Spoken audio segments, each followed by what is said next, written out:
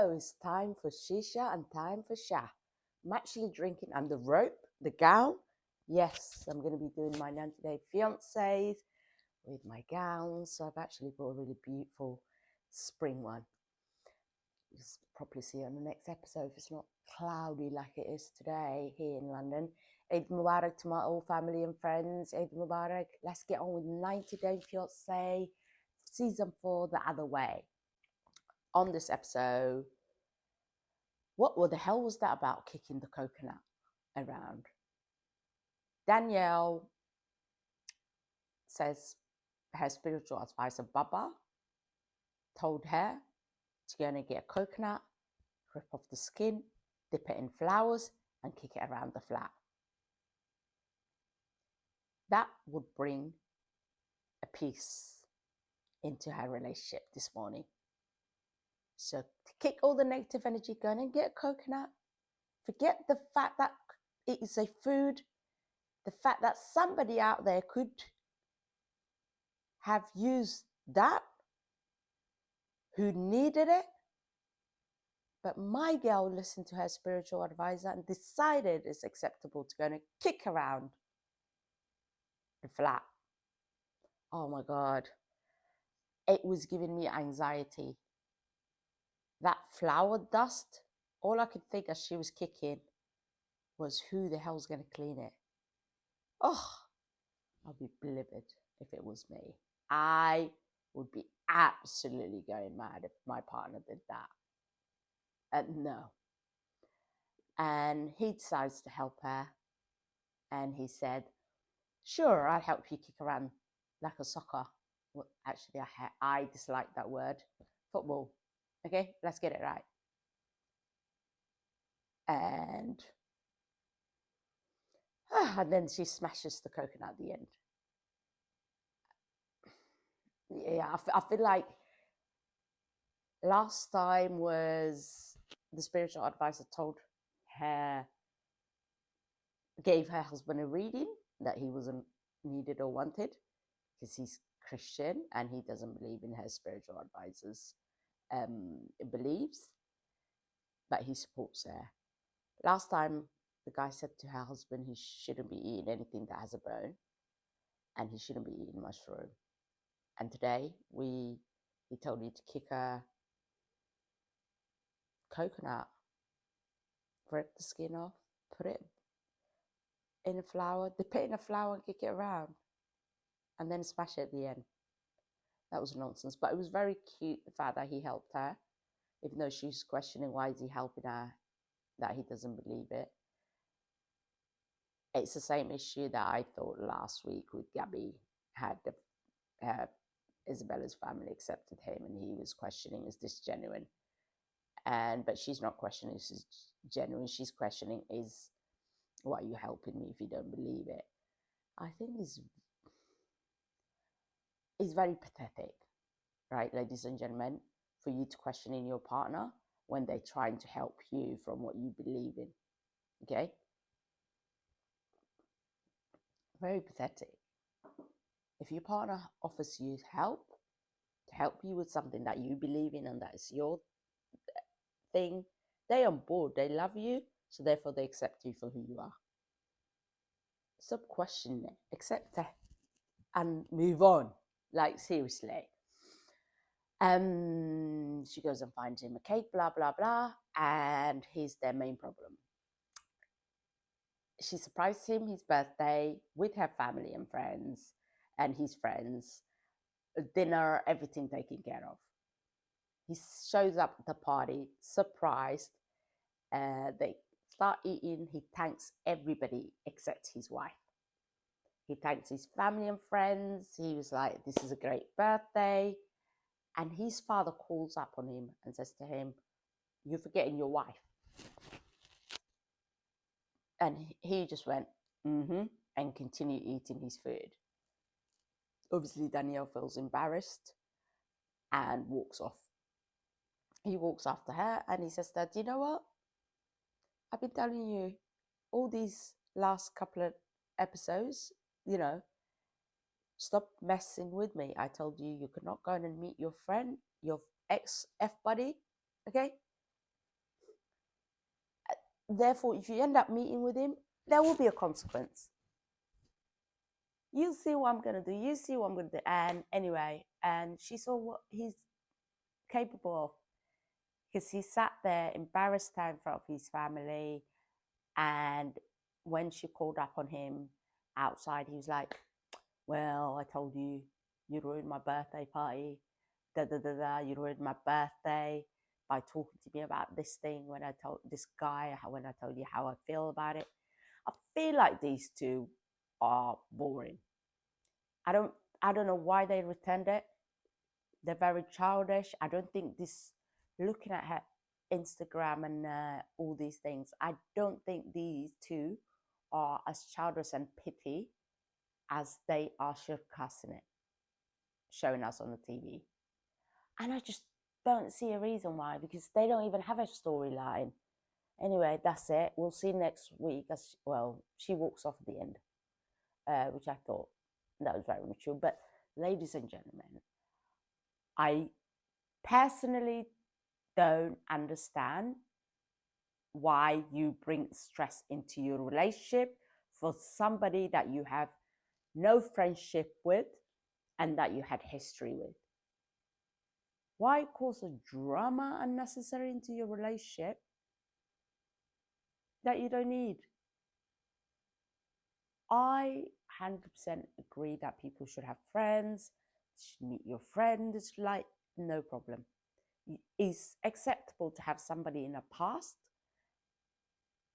that you've been intimate with to have a friendship with. But the fact that you don't have a friendship with this person, you were intimate in the past, and now they're in your country, they're in a country where you are, and they want to go out, drink, and continue, like, well, not continue that behavior into, but to be in a drinking environment or to be going out or dinner. Why? What are you going to gain from this? There was no history of a relationship. There was no history of a friendship after the relationship ended. I understand if it was after a year. After a year of whether you had it was an ex-boyfriend or whatever. After a year or so, when both people healed, and if it was obviously friends and benefit, there was no healing into it. Okay. If you continue build a solid friendship, yes, happy for you to go in. I'll be like, darling, yes, sure, you can even go out. I don't even need to be there at dinner. You can go out for dinner. Perfect. That is my thinking of life. But the fact that you haven't built a friendship afterward and you want to go out dinner with them or in another country and drinks, whatever, and you're married now, yeah, no, I don't agree with that. It's not even the marriage thing. If my boyfriend turned around and said, if he, you know, you see who I used to pass time with and get my sexual pleasure, yeah, that person, they're in town, I'm going to go and have a drink with them. He doesn't drink, actually. I'll be like, excuse me? Absolutely not. It's a common sense, it's disrespectful. Now, let's get on with Jamie and Chris. Another childish behavior. This too, wow. I really need coffee. I'm sure as every Muslim person who's been fasting can relate. We missed that morning coffee or tea, or whatever it was, or watch trash TV in the morning, which you couldn't during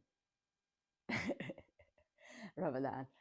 Let's get on with Jamie and Chris. I said it from the beginning. I don't think this couple are suited with each other based on their style of communication. They play tiptoe, tiptoe, tiptoe. And I don't think they understand what role each of them play in their relationship. I don't think they understand it. Chris is the provider. Jamie takes. If you have a husband or wife who provides for you financially, and when I say it is their thing, they want to provide for you and take care of you, that to your partner's way of the relationship, what they bring table is that they see working 24 hours or many hours. Obviously they're not working normal hours. If they, somebody like Chris in this situation, she seems to be taking every shift she can get to save money and to go back to Colombia. For me personally, if my partner was working like that, I like to help them out, to ease them in other ways. I don't see the point of knowing that your partner's working for you to pick the phone up and stressing them out. What for? Okay? I rather just like you, when you come home, run bath for you, okay? And then make you realize, hey, you're working too much. Our personal relationship is suffering. How can I help you for you to cut those working hours? But Jamie is not capable of seeing that. And because Jamie's caught up in her own feelings. Jamie is caught up in her own feelings, and it's like, you don't answer my calls, you don't answer my texts every time. And Chris is like, well, technically, whenever I answer the call, we end up arguing. So therefore, I don't want to be stressed at work. And that's why I haven't been answering calls. And I don't think Jamie understands that. Jamie's like, why are you working? Chris like, I'm working because I'm paying the bills in Colombia. I don't think Jamie understands that the fact that Chris is not only paying the bills for your flat in Colombia while you sit there and enjoy luxury life when you are healthy and can't be bothered to go and get a job. Yeah? She's also providing for herself in the US. I see this, right? Many people who don't seem to understand it, when their partner's in another country, that partner have to sustain their lifestyle there as well. Don't just assume because they live in Europe or in America, yeah, that they live in luxury. No, every penny, they've got to pay a bill. They got to pay that council tax. They got to pay that mortgage or rent or the electric bill. Like, come on. As well as freaking providing for you and trying to save money. But what I think Chris did wrong, and like, she needs to sit down with Jamie and say, Jamie, I thought when you quitted your job, you only took the break, quitted it, because you want to show me in Colombia.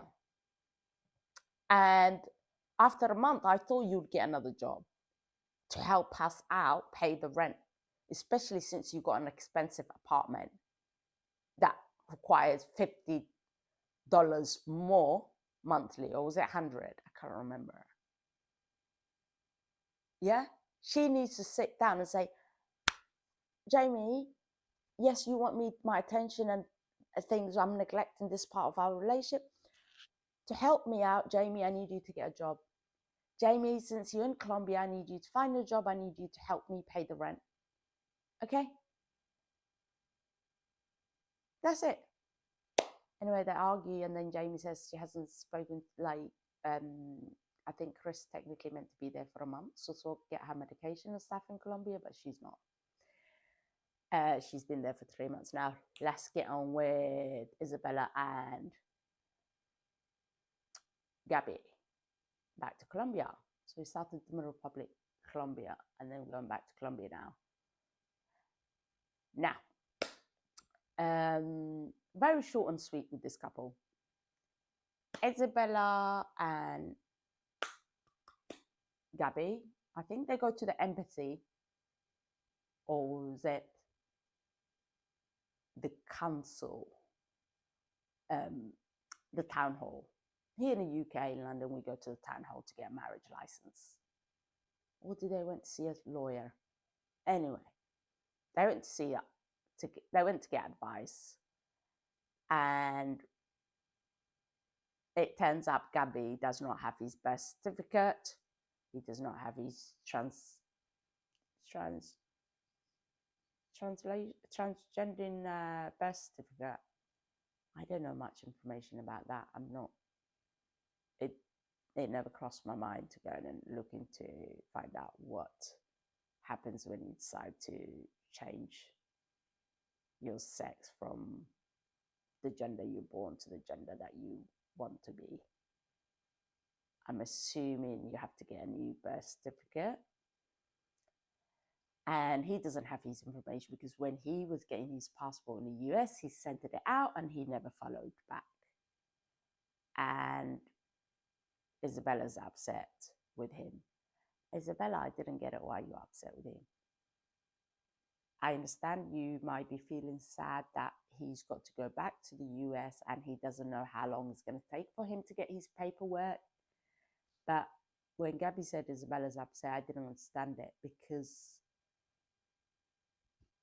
it is Colombia's your country. You should have done the research.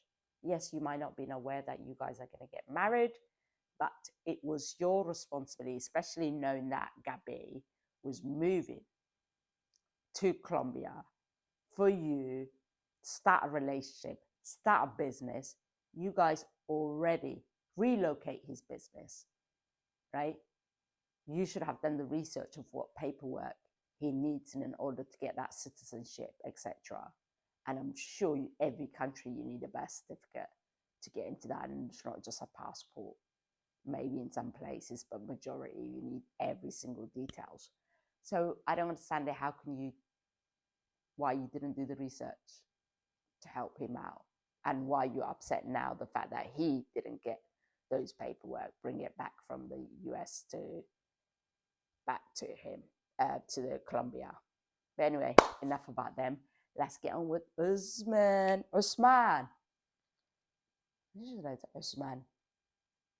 Usman and Debbie. Hee-haw! It's Debbie, Miss Debbie, Miss Debbie. Miss Debbie is one of my favorite person on this series. And they are getting ready, leaving the hotel in the capital city of Morocco.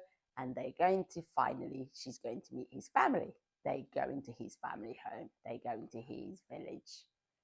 I'm saying the village because of the way they showed us his home. He definitely lives in a small village. He lives in a village, or he lives in a little small town.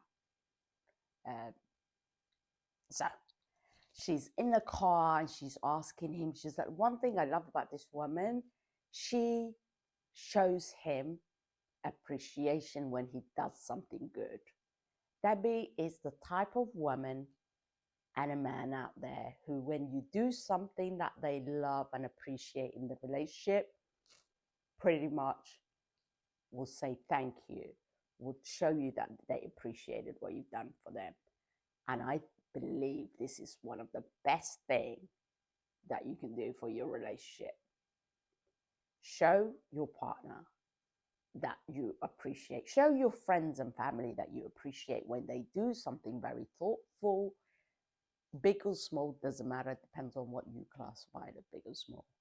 One thing I really love about my boyfriend is whenever he does something, I show him appreciation. I really appreciate that. Thank you.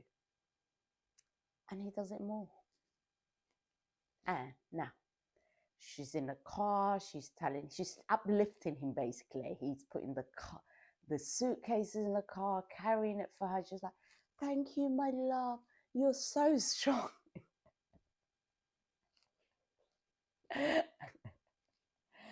I love this woman.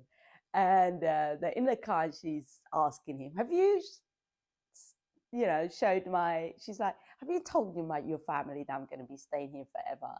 Now I officially moved to Morocco. And he's like, no, darling, I want you to tell them yourself. And she's obviously a bit feeling stressed or nervous, actually is the right word, because obviously she's never met his family and she's not sure what they're thinking about. And also Debbie's the type of person who's now, because of the age gap in their relationship, she's always questioning, are people looking at me this, are people looking that? I wish she should let that go, and I hope she does, because he shows her and reassures her all the time that this is not an issue for him and it's not going to be an issue for his family. But the proof is in the pudding. Okay? The proof is in the pudding, and she experiences that in this episode. He tells her, no, I want you to tell my family yourself. And I understand why, because he wants his family to be like more excited for him, but he doesn't translate that to her properly. They meet his family. They're welcoming to her. Very nice. His sister, his mum, his brother. It's not his brother, his father. Very nice. Sitting down there, having that Moroccan tea. I love it. Debbie's two things she's always been going on about it is the age gap and what his family thinks about the age gap. And so she asked the question, and the father says, it does not really matter the age gap as long as you love each other. Those were not the exact word, but that was my translation of it. And then he tells us in the camera, it really does not matter, because Osman is a grown-up man and we have to accept his decision and support him. That's what his parents said. He's going to make his decision and they have no say in it. She's very happy about it and giggly about it, which is very nice.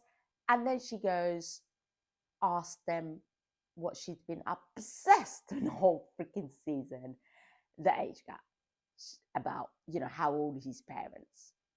Is his parents going to be older than me? But his father says no. She asked him how old he is, and he says, I'm 68. Debbie's like, oh, I feel relieved. And she's like, because I'm in my 50s. I was thinking to myself, Debbie, I've got 5 amazing friends. Yeah, they're all in their 50. Karen is 60, I think, now. Right? There's no way, Debbie, you're in your 50s. And if you are, you lived hard life. Very, very hard. And you wouldn't expect it because you're very free. Like, you give us this 70s hipster kind of vibe, artist. But yeah, the woman, you're definitely not in your 50s. Stop capping. And yeah, that's it about them. Now let's get on with Rishi and Jen. Jen's friends still hanging on that thirsty pic he sent her, and I still don't understand it. Episodes 10 or 11, whichever one is, why she's still hanging on. She's been hanging on the last 3. Come on, you had your 5 minutes of fame. Stop it. I understand if that thirsty pic he sent you was the bathroom picture of himself, of a special picture. No, that is a photo shoot he did, and that's posted already on his Instagram.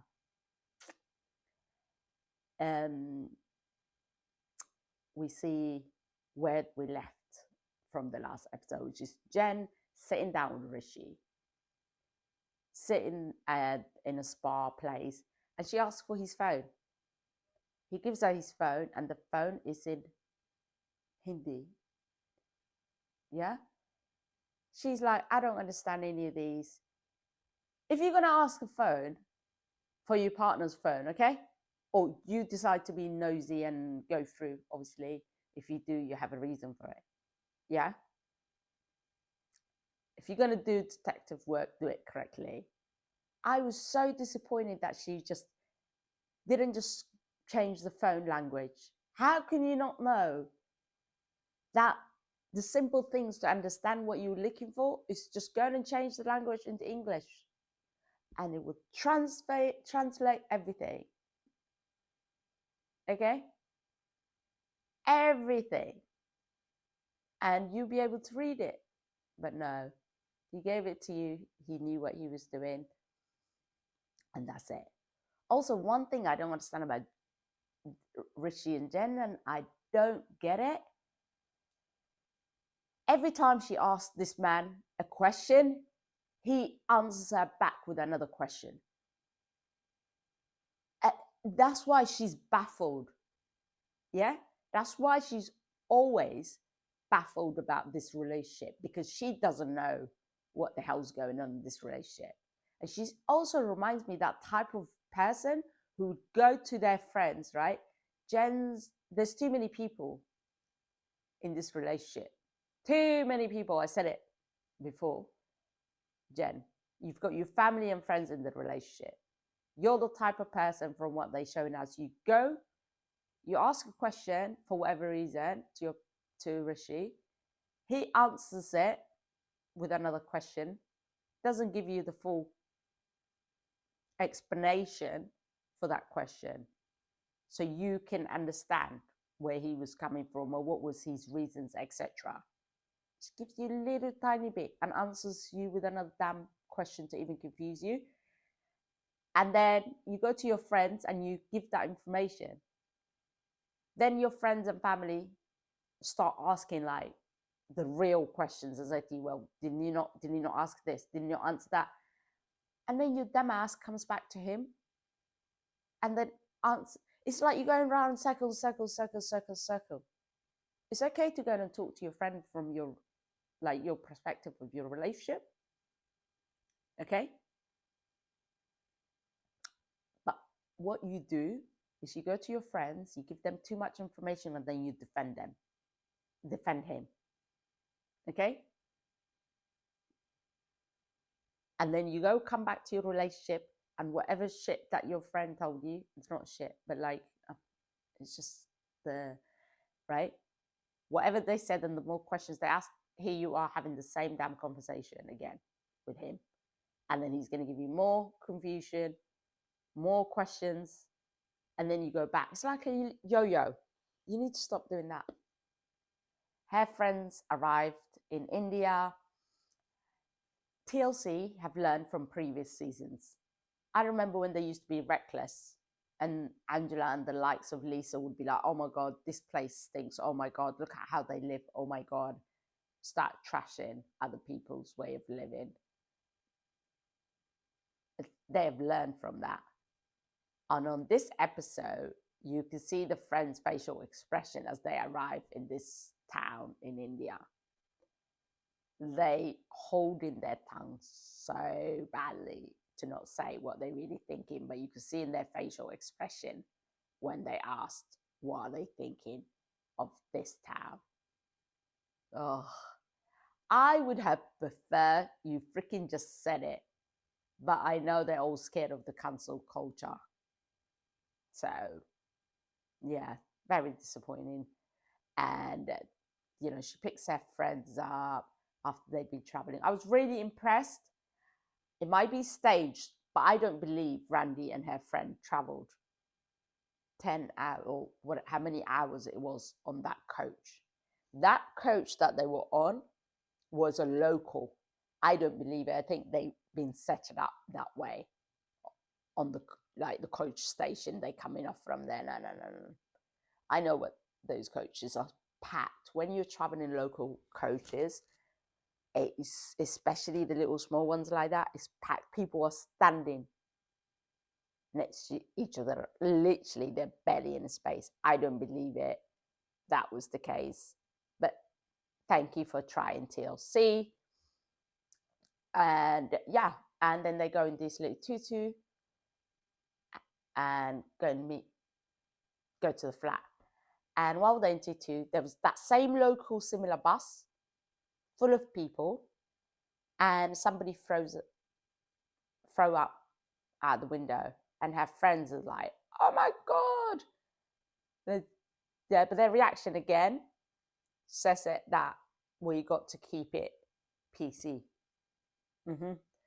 And then they go to her flat. They talking once again. She loves giving too much information of her relationship, and they go meet Richie.